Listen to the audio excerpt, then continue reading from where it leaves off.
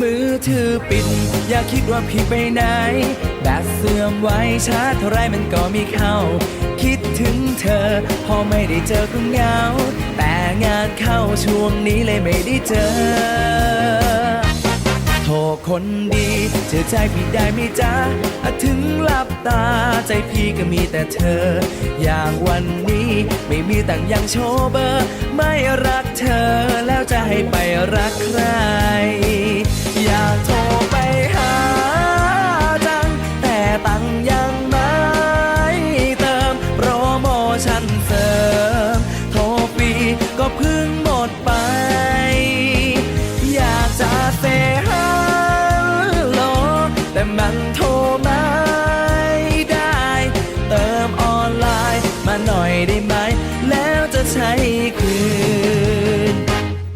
มือถือปิดอย่าคิดว่าพี่ไม่รัก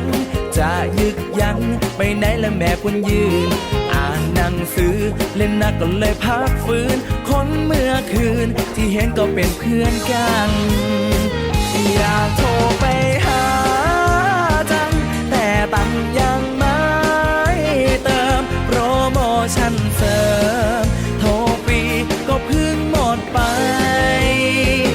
อยากจะเซฮัลโหลแต่มันโทรไม่ได้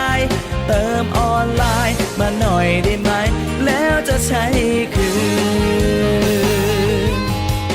บอกว่าจีบได้แฟนฉันนี่ตายละมาจีบแล้วก็หายนึกว่าตายคนละโทรก็ไม่